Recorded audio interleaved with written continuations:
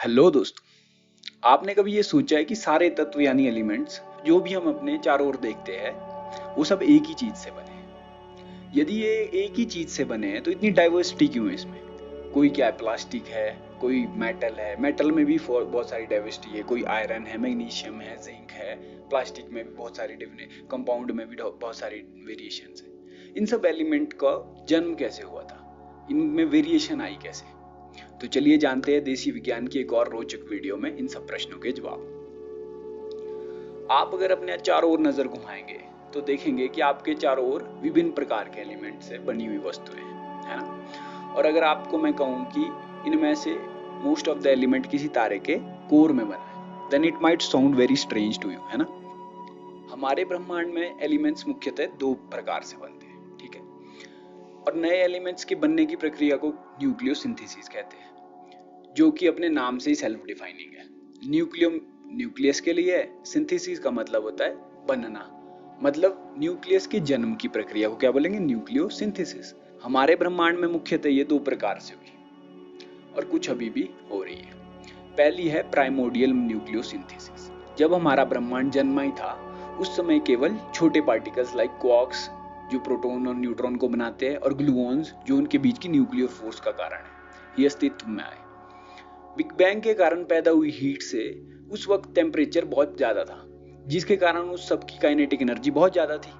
और अब टेम्परेचर कैसे काइनेटिक एनर्जी से जुड़ा हुआ है ये मैंने अपनी एक वीडियो में बताया है। इसे पूरी तरह से जानने के लिए दिए गए लिंक पे क्लिक करें। तो जब काइनेटिक एनर्जी बहुत ज्यादा हो गई तो इसका मतलब वो बहुत तेजी से वाइब्रेट करने लगे और न्यूक्लियर फोर्स को तोड़ के वो एक दूसरे से क्या इंटरेक्ट करने लगे।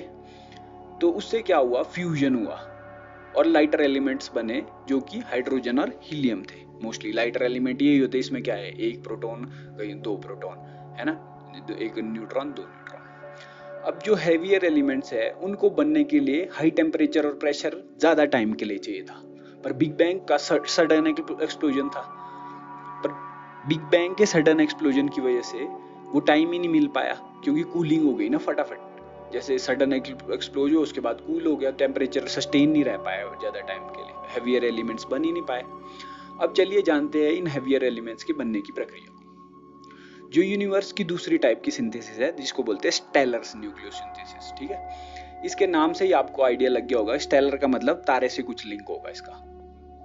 एक तारा बेसिकली सबसे पहले हाइड्रोजन को हीलियम में बदलता है, जिसके लिए जरूरी टेम्परेचर वो अपनी इमेंस ग्रेविटी की वजह से पैदा करता है और हाइड्रोजन को फ्यूज करके हीलियम में बदलता रहता है। और कोर में हाइड्रोजन होती है। जब हाइड्रोजन खत्म हो जाएगी तो क्या होगा? कोलैप्स होगा, क्योंकि कोर खत्म हो गई अंदर हाइड्रोजन, तो क्या होगा? कोलैप्स होगा। और उसकी वजह से क्या होगा? हीलियम आ जाती है अंदर। और ये डिपेंड करता है अब तारे का साइज कितना है। जितना स्टार का बड़ा साइज, अगर बड़ा साइज होगा तो जब कोलैप्स होता है तो उसकी वजह से इमेंस हीट दोबारा से जनरेट होती है और उससे क्या होता है? दोबारा से फ्यूजन शुरू हो जाता है। किसका? हीलियम का। तो ये डिपेंड करेगा अब कि कितने लेवल तक वो फ्यूज कर पाएगा। वो किस पे डिपेंड करेगा कि तारे का साइज कितना बड़ा है, ठीक है? तो स्टार का साइज डिफाइन करेगा कि वो कितने हैवियर एलिमेंट्स को फ्यूज कर सकता है। तो इसी तरह क्या हैवियर एलिमेंट्स फ्यूज होते रहते हैं। अब आप सबके दिमाग में आ रहा होगा कि ये अर्थ पे कैसे पहुंचे एलिमेंट? चलो कोर में बन तो गए स्टार के, पर अर्थ पे कैसे पहुंचे? तो इसका जवाब है, जब लाइफ साइकिल स्टार का होता है, end of the life cycle में क्या होता है? स्टार एक्सप्लोड करता है। जब एक्सप्लोड करता है तो सारा अपना मटेरियल कहाँ फेंकेगा? बाहर, ठीक है? और ये क्या घूमता रहेगा कॉस्मिक डस्ट की रूप में।